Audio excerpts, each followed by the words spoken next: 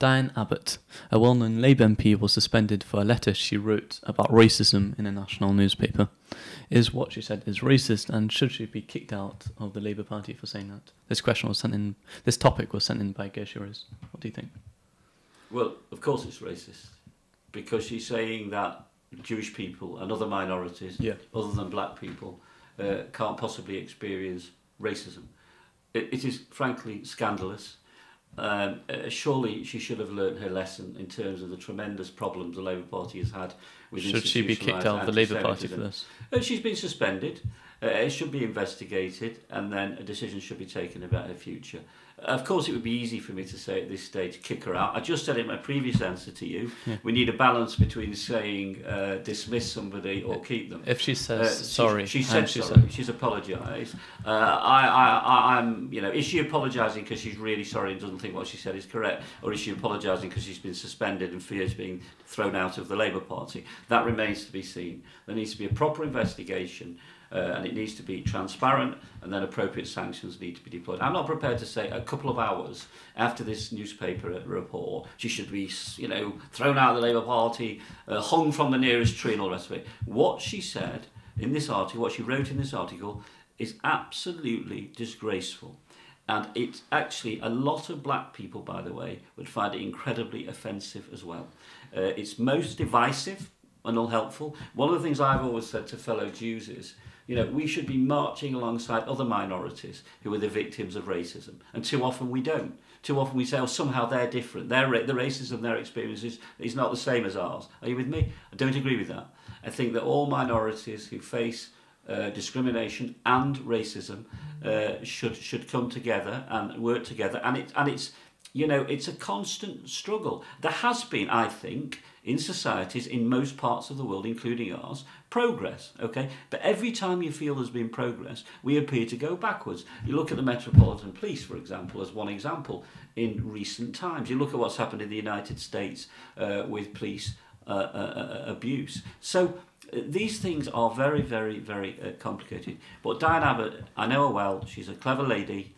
She knows full well what she wrote. Okay, she knows full well what she wrote, and what she wrote is disgusting, it's disgraceful, and worse than that, it is divisive, and that's what I can't stand. Ken Livingstone used to be the worst for this. He used to deliberately divide one minority from the other in order to attract votes. Okay, that's what he did. He did it shamelessly, and I'm delighted that as a consequence of that, he was thrown out of the Labour Party. Dianna Abbot's letter, the consequence of Dianna Abbot's letter is to do that, and it's unforgivable.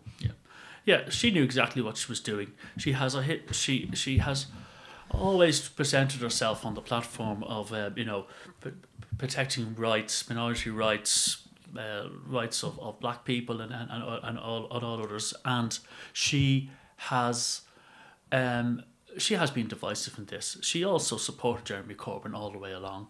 And another thing that people like her within the Labour Party often claim that, how can anyone else from any other party not understand the rights for minorities? And she's kind of gone on our soapbox there again, saying that, what she said about the Jewish community, and it's highly divisive and wrong. And I give an example of, I think it was Amber Rudd had an interview once, just after I think it was after she was Home Secretary, and it was an interview about women in politics, because women in politics do get a much harder time, I think, than blokes do. And she was trying to defend Dianna Abbot, and she mistakenly used language of probably a different era and called her a lady of colour or something like that.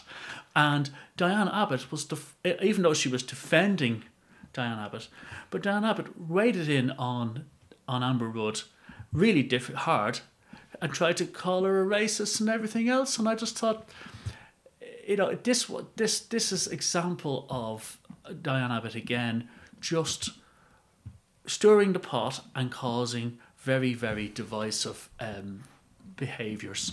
And Keir Starmer needs to get rid of people like her. Kicked out? Yes, yeah. Not particularly for this, but for other stuff as well. You saying she's part of a poisonous, divisive group of people in the Labour Party. So not just particularly for this, but for other points as well. I think she's part of the hard left, and I think the problem with moderate middle ground Labour is they've always indulged the hard left. The Tories have already indulged the hard right and then their own party, haven't they? Well, we'll talk about Dianna Abbot for a minute first, but let's just think about. Both parties are a broad church, aren't they, David? Let's be frank. We're all broad. Let's be frank. We're all broad in many Let's ways. We are broad in many ways. Okay, so when Ed Miliband became leader, who did they put on the hard left ticket? Dianna Abbot. And when Jeremy Corbyn became Prime Minister leader. Thank God, no. Thank God not. They put Jeremy Corbyn on the people like Andy Burnham and what's her name, Yvette Cooper, told some of their MPs to give support to to Corbyn to allow him. And then, of course, the rules had changed, and that's why he got in.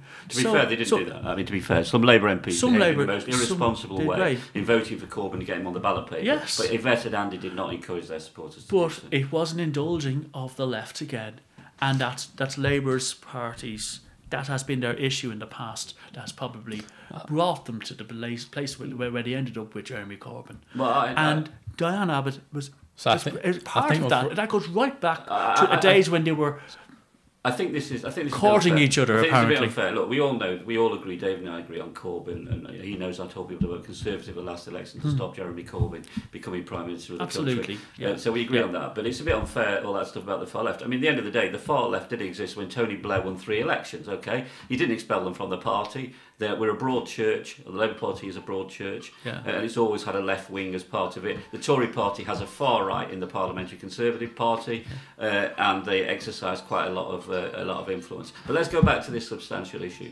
The other problem is, by the way, she didn't just mention Jewish people; she mentioned travellers, one or two other minorities. Yeah, she mentioned a few other minorities. But I'd say what this does is it entrenches a view that some on the left seem happy to perpetuate, that anti-Semitism is somehow a second-class form of racism. Okay, that it's not a good thing. Of course, it's racist, but it's nowhere near as bad as racism against black people or people from other ethnic minorities. Now, this is totally scandalous and unforgivable. Yes. I mean, has Dianna Abbot never been to a Holocaust memorial event or a Yom HaShoah event in her constituency? Has she never been to Yad Vashem? Has she never studied the Holocaust, which wasn't that long ago in this world? It wasn't that long ago, okay? So that's what makes me really, really angry. And this is where the left are extremely vulnerable, both within the Labour Party and, frankly, the far left outside of the Labour Party. They do constantly give this impression that anti-Semitism is a second-class form of racism. Because, of course, part of what they believe is that we run the media, we run the world, apparently, we run the press, and we run the banks, we run all these things. So how on earth can people such as that be victims of racism? Well, all that's a load of nonsense, of course, extremely dangerous. So look, the problem with this article is it's consistent with what people like Dianna Abbot and some of her her friends and allies have given the impression that they believe for a very, very long time. She's finally written something that she and her friends would have always denied is their real view. Well, it's clear to me this is their view, and it partially explains, by the way, why they allowed Corbyn and his ilk to do what they did when they ran the Labour Party. Yes. Because they didn't actually agree that this is that anti-Semitism is the same as other forms of racism. Yeah. So that's why when they say things, it was all exaggerated, it was all blown up out of proportion. Yeah, because if you don't think it's racism, real racism, from their perspective, that's how they perceive it. So look, it's probably good that Dianna Abbot's views have been exposed. The Labour Party needs to do what it needs to do. As I say, because of what I said in the answer to the first question, for me to say a few hours later, yes, expel her, I'm not prepared to say that. Let's look at some of the other things she said and written. By the way. And then see and then we'll see what an appropriate sanction and penalty ought to be.